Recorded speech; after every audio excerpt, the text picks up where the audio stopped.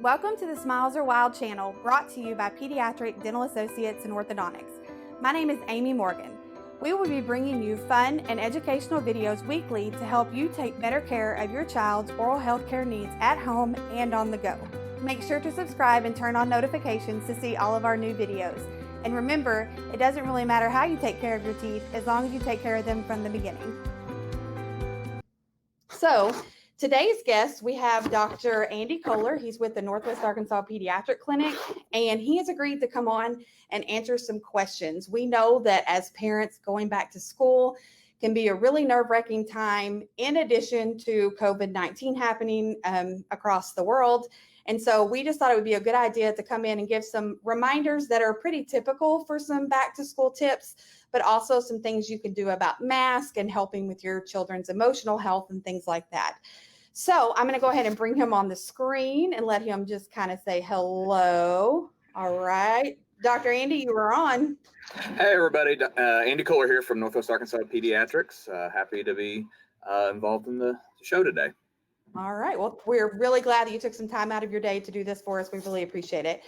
I do want to just start off by just letting you know that we are going to try to stay on topic as far as we understand that sending your kid back to school during this pandemic can be very stressful. We know that some are choosing to keep their children at home, some are sending them to school, but we are addressing right now just children who are being sent back to school, whether that be a public school, private school, childcare, anything like that. We want to be able to give you some tips and some hints on how you can keep your child healthy during this time, and also some things that you can do to prevent your child possibly spreading an illness to other children. Some of these things are things you should be doing all the time, but we are going to add in just kind of some little tips that you can do as far as temperatures and masks and things like that. So we have a series of questions that we're going to answer here. So first, Dr. Koehler is just going to be, what should I be doing at home each morning or evening before sending my child to school? So can you give us a few things we should be doing? Yeah, absolutely. So, a lot of this stuff, like you said, is stuff that we probably should be doing any time. But right now, in this middle of this crazy pandemic that we're dealing with, it becomes even more important. And the most important thing is screening your child in the morning to make sure that they're doing okay. Inevitably in the clinic, we hear about the we gave them some Tylenol and sent them to school experience. And that happens to a lot of folks, but especially in this time and age, if your child has sick symptoms, they don't need to be in school. Okay, because unfortunately, coronavirus, one of its distinctive qualities is that its symptoms are pretty generic. It's the same stuff that we see for a lot of other illnesses.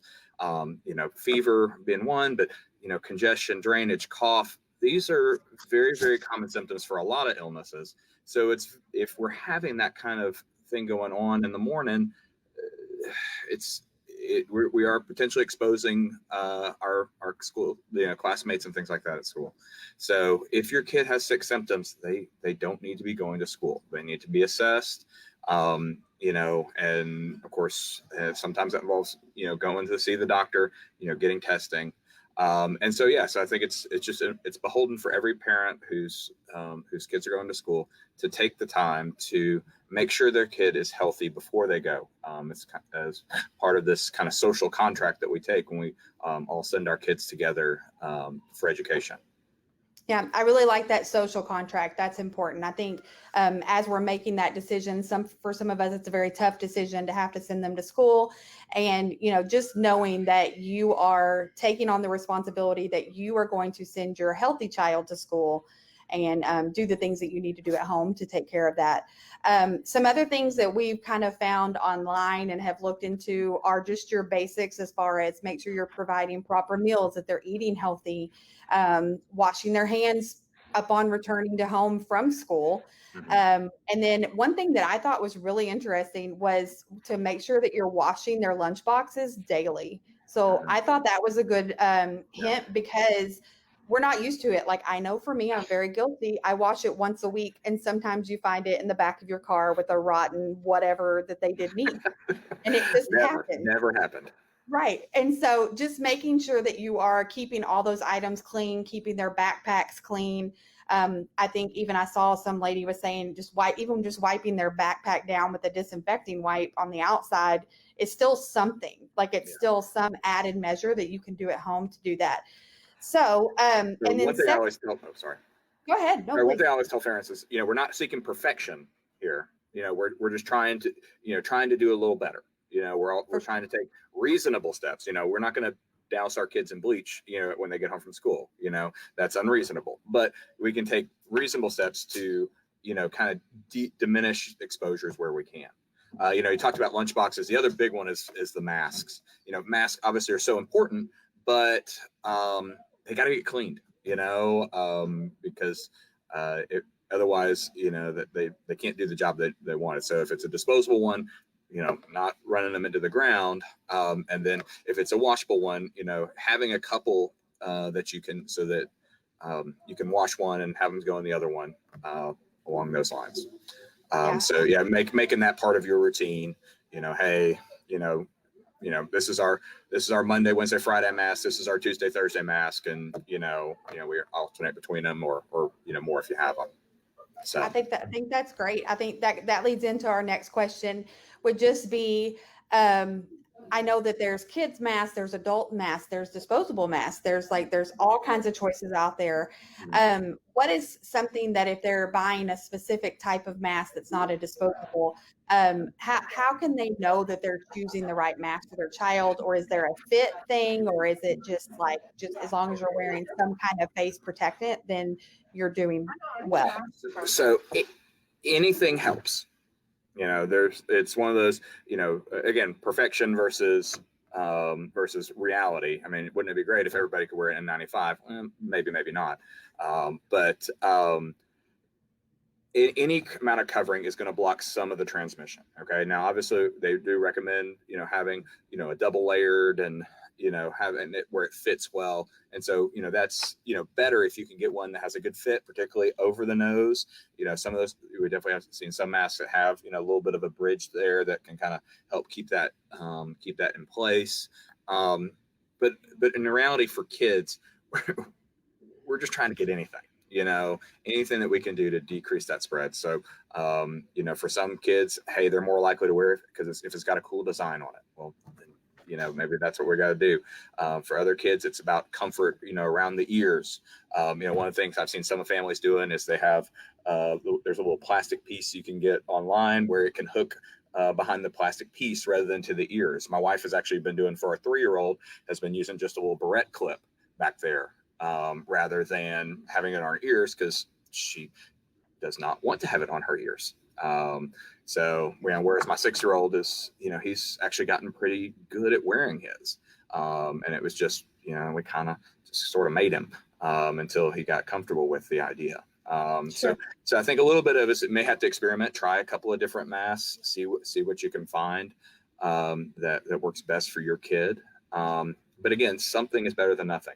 I have also seen some folks doing the buffs, which I don't know if you've seen those, but it's basically a little, piece of fabric that goes around the neck that they can pull up over their mask. They're not typically as thick as some of the masks, but again, something is better than nothing. And, the advantage there is that when if they do take it down, it's not going to disappear on them, and it's pretty easy to say, hey, let's get our buff up, and, get something up there, to block some of that spread. And so, again, I think it's going to vary a little bit kid to kid on what they're more comfortable with. From a comfort level, I think those buffs are really very easy. But again, some kids are going to prefer a mask because they don't want things around their neck. One thing that we just did, because again, we're concerned, I got a 6-year-old and a 3-year-old, and our masks like to walk off, is we actually bought some very cheap lanyards with a little gator clip style thing on them to put the lanyard around their neck and have the gator clip to the mask, so that if they do take it off, it's dangling there and it's not left on a bench or in their desk or whatever. And so again, it's easy for them to find. I like that idea. That it's very similar to what you would use in a dental office when they put the napkin over you when you're going to have your cleaning. It's that. Also locally, I know there's a kids toy store locally in Fayetteville called Kindness and Joy. And they have they're really, if you're really worried about what it looks like, they have really cute lanyards that can loop in and hold your mask. They have kid size masks. But yeah, you can pretty much search the internet and find all kinds of ways to hold your mask on. Yeah, exactly. Etsy is great these days. So the one thing I'd say about the lanyards is, obviously at a young age, you don't want to use that just because of choking risk around the neck. So. Correct. All right, I like it. See, that's why we brought a doctor for kindergarten and up for sure. That should be totally fine. Okay, that sounds great. And then let's talk a little bit about, so every year on your school supply list, there's always a hand sanitizer on the list. And even now you're probably going to be packing it in your child's backpack, things like that. What are those specific numbers they should be looking for the type of hand sanitizer they should be using? Absolutely. So, in past years, I usually would say just whatever, something's better than nothing. The CDC is recommending for effective use against COVID, 60% alcohol. Okay. So that's really the kind of the thing you're looking for. No, I have no brand loyalty. It's really whatever you can find.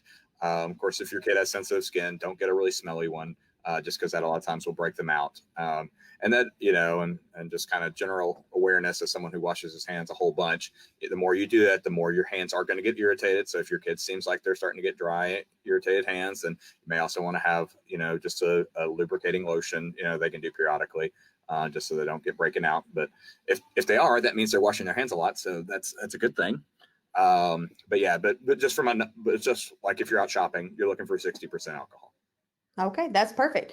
All right. And so we already went over some symptom things. You kind of touched on that, just making sure that any type of symptoms, as far as even if you think it's just sinus or allergies, it's probably best to keep them home. It's not necessarily the choice we want to have to make for work and things like that. We know all families are different, but just to reiterate that piece one more time, that any kind of cold symptoms or anything at this point, it can't just be sending them to school. It's just a little bit different. We got to do, abundance of caution this year. That being said, the good things to remember is that, allergies don't tend to make you sick. You might have some drainage, but especially, if your kid is, not sleeping well, low energy, especially if they have a fever, that's not allergies. That's an illness of some kind. Now, whether it's COVID or one of the other upper respiratory viruses that, are going to naturally be coming in as we get into the school year, to be determined. But, definitely, allergies shouldn't cause extra symptoms, for the most part. We should be seeing, just typically maybe drainage and a little bit of cough, but yeah, again, this year, I think we just have to be extra careful. For sure. All right. Well, okay. And then, so one of the things that came in on a question from a parent is, like, high school and middle schoolers understand the rules. Yeah. They may not always follow them, but they completely understand them. So what are some things that I should review as a parent with my elementary age child, as far as mask wearing, hand washing, things like that? Yeah. So it's going to be very challenging for our elementary school age kids to appropriately social distance. I mean, that's just the reality of it. And as a parent of a rising first grader, I know that very well. So I don't think we can't expect perfection out of them, but we can, kind of talk to them about the basics, and, talk about, trying to create a little bit of social distance. But I think but the most important thing that we can be working with them right now is training them to wear a mask. Okay. And that starts at home. And so, whether it's when you're just hanging around at the house, hey, we're going to have mask time, and we're going to have 20 minutes where we're going to wear our masks while we watch TV or play around or whatever, we're just going to we're going to try to get some positive associations with mask wearing, so that it's, it's something that just kind of flows. I think that's a good idea. And if we can get them wearing masks, that's a big first step. Okay. And then, I think it's just going to be really supporting the teachers, as we get into the school year, like if the teacher is saying, hey, we're really having a hard time keeping our distance, really kind of taking the time with your kid to kind of work through that process, and talking about it. But I think right now, with a few weeks left of school, much more important to me is practicing that mask wearing and, making that be a habit. Go ahead. Oh, I was just gonna say, the good news is, our data is at least, well, it's nothing is hard set right now. The data is a little bit more reassuring about child to child spread at those younger ages. And so, I think if we can take reasonable steps and be good about our mask wearing, I think we can be okay down at those younger ages. And so, so I think that's our primary first step. I love that. I actually had so Dr. Leah's sister, I follow her on Instagram, and I told her I was going to steal her idea and tell everyone that what she's doing is exactly what you're saying. She's building up their mask wear every day headed into the first day of school. So she started with like watching this cartoon while wearing our mask, and then she's slowly building them up to where they can wear it all day, so that they're getting used to it being on their, like you were saying earlier, being on their ears, holding on to it. How do we take it off? Those kinds of things. And so I think, yeah, that's a really good idea, and that parents can start now really helping them to understand that it's a thing that their family feels is important or whatever. But just knowing that, especially in the state of Arkansas with the mask mandate, that's going to play a large factor on that. And the And reality then, is that we're going to need to be wearing masks for a while. This is not, it'd be one thing if this was a 2 or 3 or 4 week kind of process, but realistically, we're talking about 6 months to a year, of this kind of thing. And so, it's just, we need to get used to it. For sure. Okay. And then lastly, one of the things that you and I talked a little bit before we came on live, but is really, really, really checking in on your kids' emotional health. So not all parents are used to having to do that. Their kids really thrive in school and things don't really seem to bother them and things like that. But can you talk just a little bit about the importance of that and maybe share just some tips that they can do to try to do that check-in with them?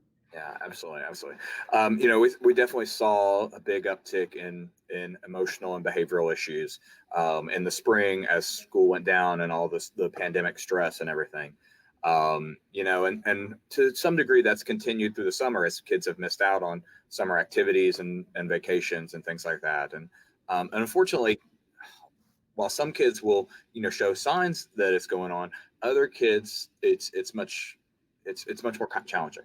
So I think the first thing is just being aware that this is a potential issue, and being mindful as a parent that your child may be struggling and may not give you classic symptoms. Okay, so sometimes it ranges in symptoms from I don't want to go to school, I don't want to get out of bed, things like that.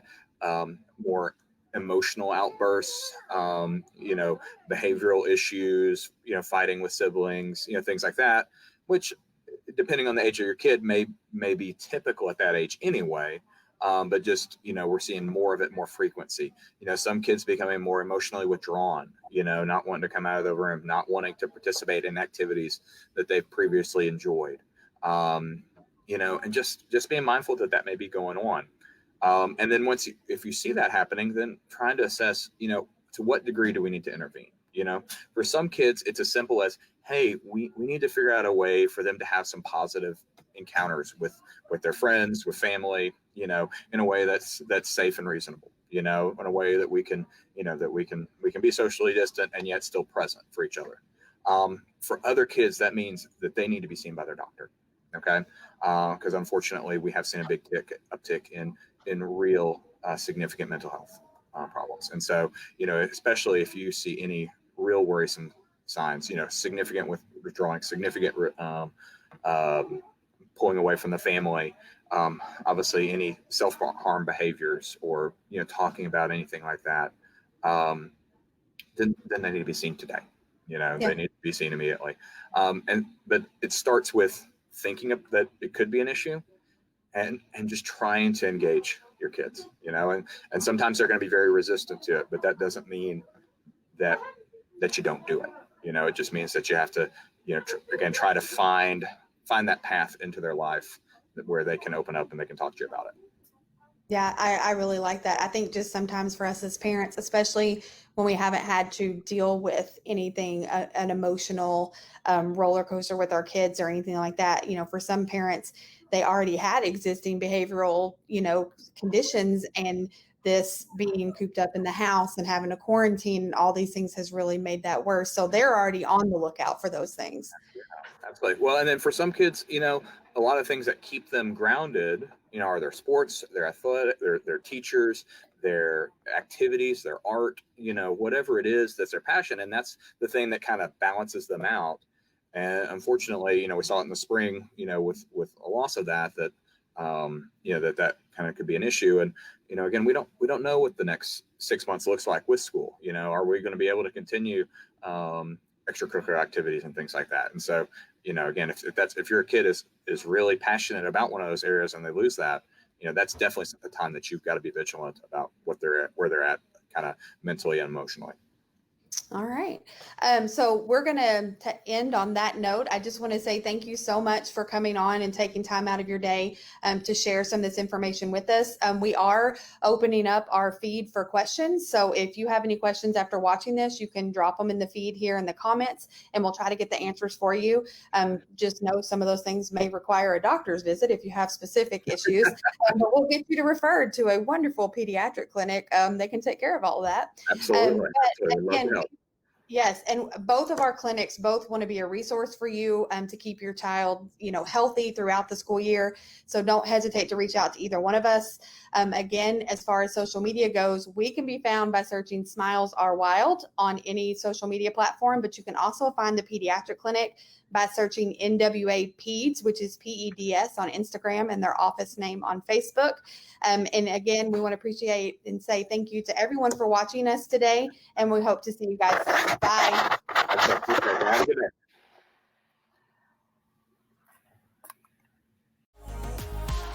Thank you so much for watching. Make sure to subscribe and go visit us on smilesarewild.com.